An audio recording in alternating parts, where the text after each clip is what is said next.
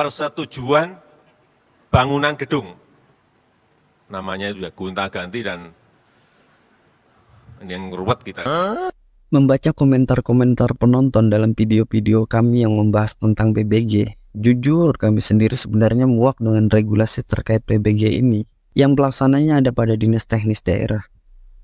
Alih-alih penyederhanaan proses perizinan dengan dibuatnya pelayanan online berbasis website melalui SIMBG oleh Kementerian PUPR, namun nyatanya regulasi PBG ini tidak semudah membalikkan telapak tangan loh.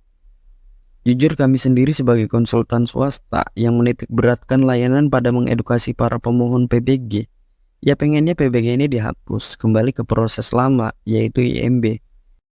Bagaimana yang dikehendaki oleh masyarakat.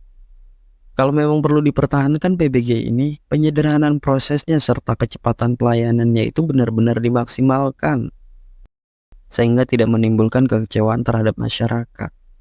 Masyarakat semua sudah muak loh dengan PBG ini. Nonsens lah yang katanya PBG ini maksimal pengerjaannya 28 hari kerja. Kami semua berharap kepada pemerintahan yang baru, khususnya kepada Bapak Menteri Pekerjaan Umum, Bapak Dodi Hanggodo, dan Bapak Menteri Perumahan Rakyat dan Kawasan Permukiman, Bapak Marwara Sirait, agar mengkaji ulang tentang penerapan PP nomor 16 tentang pelaksanaan PBG ini, terutama pada para pelaksananya yaitu Dinas Teknis Daerah. Nah, di sini kami akan sajikan beberapa keluhan, baik yang kami alami sendiri maupun para pemohon PBG lainnya alami. Semoga video ini sampai kepada para pemangku kebijakan di atas. Keluhan yang pertama, kurangnya edukasi dan informasi dari Dinas Teknis tentang pelayanan PBG. Dalam hal keterbukaan informasi pelayanan berbasis website yang mereka miliki atau nomor WhatsApp pelayanan saja tidak aktif. Direct message ke akun media sosial yang mereka miliki juga slow respon, bahkan ada yang sama sekali tidak direspon. Walaupun tidak semua daerah seperti itu ya, dan kami tidak sebut kejadian seperti ini di luar kota-kota besar, akan tetapi ini di kota besar loh. Keluhan yang kedua, mandeknya permohonan PBG di tahap verifikasi dan konsultasi. Jujur sampai video ini kami buat dan kami upload ke YouTube, ada beberapa pelayanan di Dinas PUPR yang bikin muak.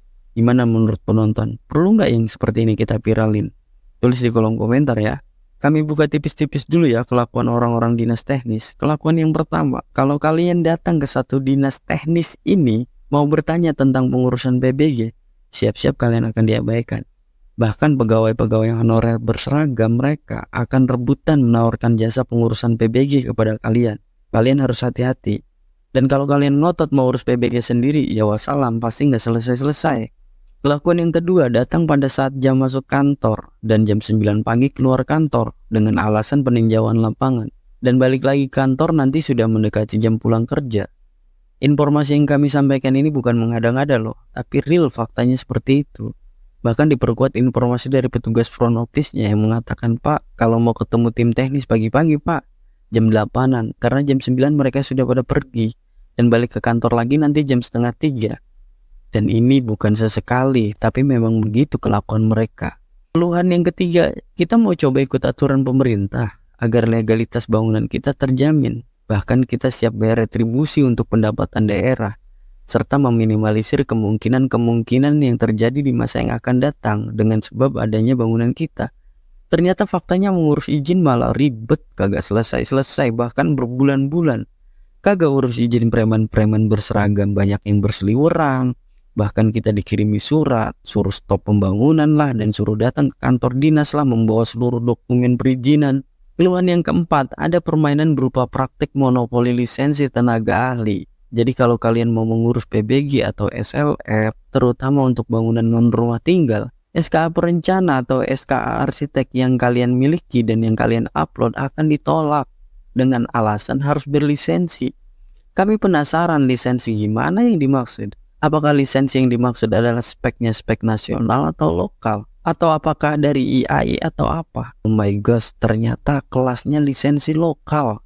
Jadi mereka tuh punya daftar para pemegang lisensi yang sudah dalam tanda kutip beli lisensi ke mereka. Jadi kalau kalian mau urus PBG, kalian harus sewa SKA berlisensi ke mereka. Tahu nggak berapa harga sewa per satu SKA ke mereka?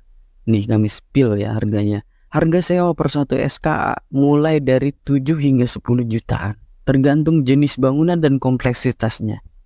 Dan permainan ini juga bukan hanya terbatas pada lisensi perencana, tetapi juga pada pembuatan gambar desain arsitektur.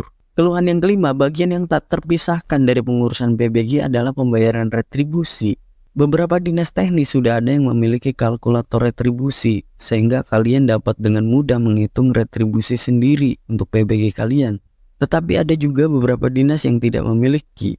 Bahkan ketika video kalkulator retribusi yang kami upload ini muncul, banyak dari dinas-dinas yang mencoba menghubungi kami dengan maksud meminta file perhitungan retribusi ini kepada kami secara gratis.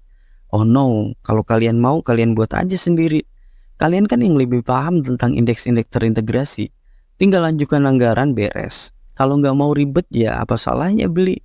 Kan tinggal ajukan anggaran juga. Dan itu bukan uang kalian pribadi, dan seharusnya kalian yang mengedukasi masyarakat, bukan kami yang notabene konsultan swasta. Dan dulu semoga pemerintahan yang baru di bawah pemerintahan Bapak Presiden Prabowo Subianto dapat benar-benar berpihak pada rakyat, pro rakyat. Karena memang benar Pak, regulasi perizinan hanya berpihak kepada yang punya duit. Kalau memang susah, kenapa harus dipermudah?